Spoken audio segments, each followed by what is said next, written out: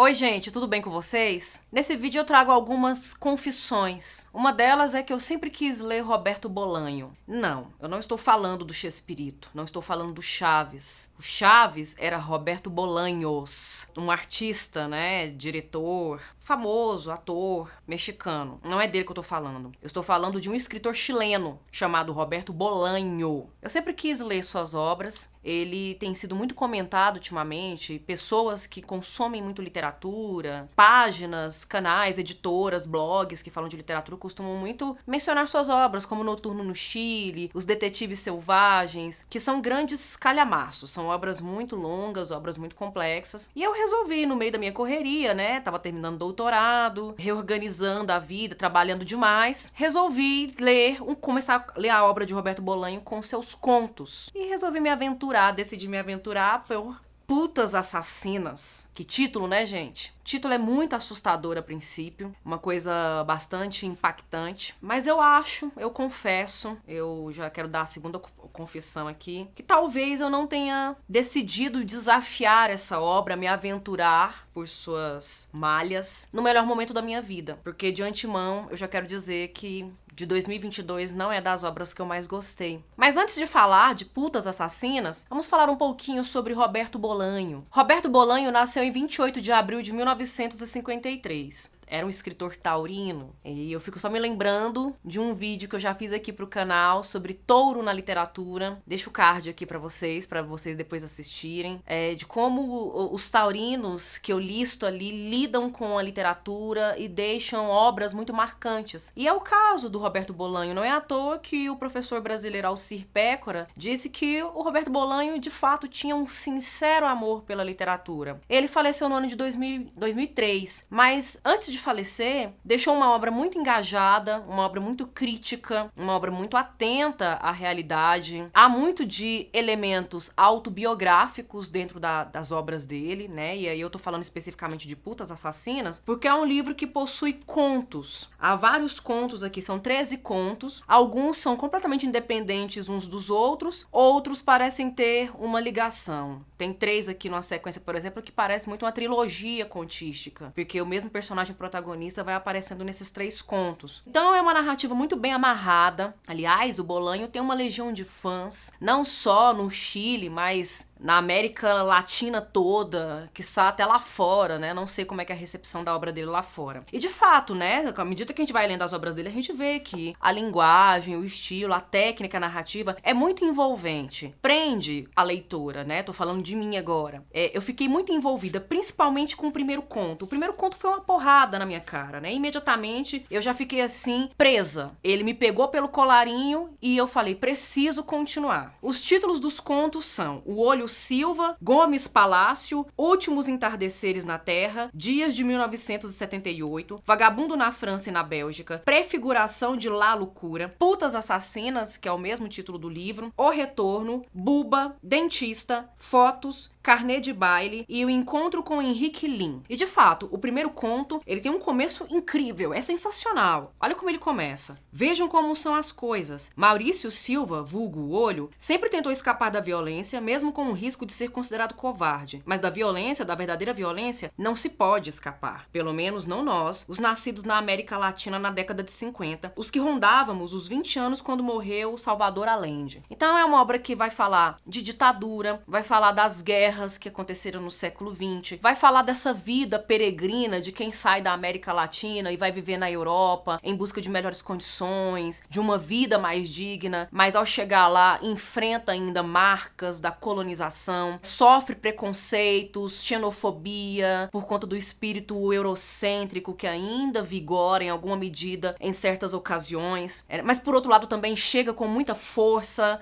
com muito desejo, com muita necessidade de sobreviver. Então todos esses temas, todas essas questões que estão presentes também em Borges, estão presentes em Vargas Llosa, que eu já fiz um vídeo sobre o Vargas Llosa, politicamente falando, é o contrário do Roberto Bolanho, mas os temas, as questões centrais, em alguma medida coincidem, elas se encontram, elas convivem, elas se afinizam, É típico do latino-americano, que sobrevive às duras penas, como diz o Gabriel Garcia Marques, em 100 Anos de Solidão. A solidão, a violência violência, a sobrevivência a duras penas é uma marca do latino-americano, né? Ser latino-americano já é, de certo modo, nascer condenado a lutar pela sobrevivência. Mas esse livro de contos, ele começa muito bem, mas eu fiquei com a sensação de que a mão do Roberto Bolanho talvez seja pro romance. Posso estar errada. Eu ainda não tenho leitura dos romances dele. São projetos aí pro próximo ano. Em 2023 eu já tenho minha lista de obras que quero ler e Roberto Bolanho tá lá na lista com romance. Talvez eu volte aqui com outra resenha sobre outra obra do autor, com muito mais entusiasmo, né? Com muito mais euforia. Mas agora eu confesso que meio que o ritmo vai caindo, né? Do mesmo modo que esse conto, O Olho Silva, começa com muito gás, né? Começa com muito fôlego, parece que essa força ela vai se dissipando à medida que os próximos contos vão vindo. Eu fico com a sensação de que talvez esse impulso, esse combustível, seria melhor aproveitado se ele fizesse uma única narrativa longa em vez de fazer 13 narrativas curtas. É a impressão minha, né? Que se por um lado tem muita carga subjetiva, muita carga pessoal, emocional, e o fato de eu gostar da obra não significa necessariamente que você que está me assistindo agora possa também não gostar, né? Que vá fatalmente também não gostar. Se por um lado há essa questão, por outro eu sou uma professora de literatura, acabei de concluir meu doutorado em letras e linguística, tenho alguns textos, alguns artigos, trabalhos publicados na crítica literária, né? Faço crítica literária. Então, algumas ferramentas eu as tenho para poder dizer que em alguma medida parece que a mão perde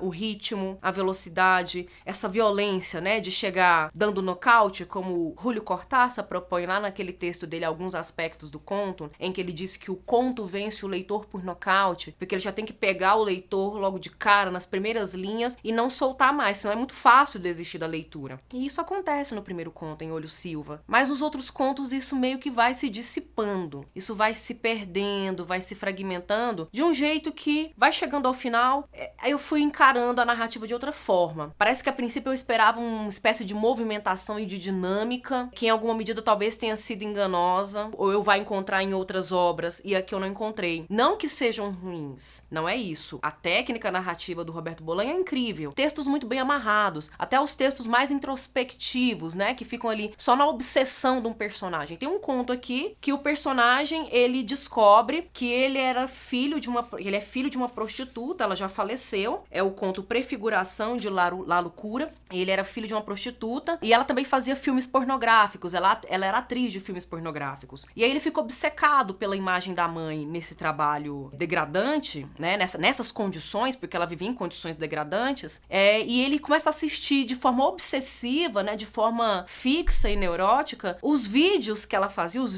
filmes pornográficos que ela fazia quando ela estava grávida dele, ela estava barriguda, ela gestante, sinais visíveis no corpo carregando ele, e aí ele imaginando todos aqueles homens se deitando sobre a mãe dele e entrando no corpo dela e podendo encontrá-lo ali dentro daquele corpo. Ele fica obcecado com isso e o conto gira em torno dessas obsessões, né, dessa memória, de como ele processa tudo isso, e de fato é muito bem construído, o tema é fantástico, é incrível, né, é genial trabalhar os traumas, as marcas na subjetividade do ser humano na modernidade, né? O ser humano na contemporaneidade, o ser humano no mundo dos pós-guerras, né? De um mundo polarizado, depois de um mundo com discursos fantasmagóricos, um mundo que politicamente é muito hostil a tudo quanto é figura que não está centralizada.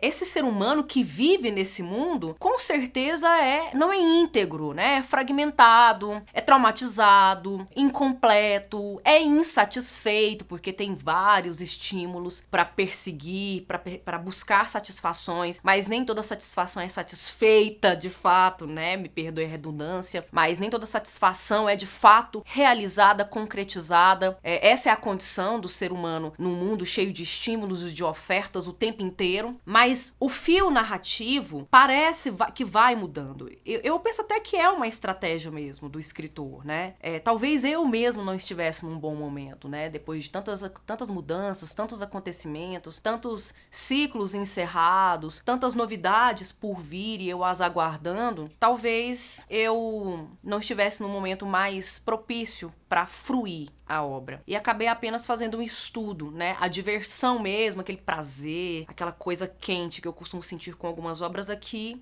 eu não senti, né? Nem no sentido mesmo de ser provocada. Tanto que eu demorei um tempo a terminar de ler, fui parando os contos. Embora eu realmente acredite que a violência, a crueza da linguagem são elementos devastadores, mas são também elementos muito atrativos. Os enredos aqui, que aparecem aqui, eles giram em torno de questões que são realmente muito, muito caras à literatura contemporânea e muito caras para mim, como professora de literatura, né? Questões relativas aos limites que separam ou que unem a autobiografia da ficção, porque há situações e personagens aqui muito semelhantes à própria vida do Roberto Bolanho. A questão da violência, um profundo tom melancólico, todos os personagens aqui são tristes, todos, do início ao fim. Talvez isso também seja uma questão, talvez seja uma identificação, enfim. Eu sei que esse vídeo tá ficando muito com a cara de que eu tô tentando meio que me justificar, me explicar, meio que me redimir. Eu tô meio casmurra nesse vídeo, né? Mas eu vou citar um outro vídeo que eu fiz aqui pro canal pra,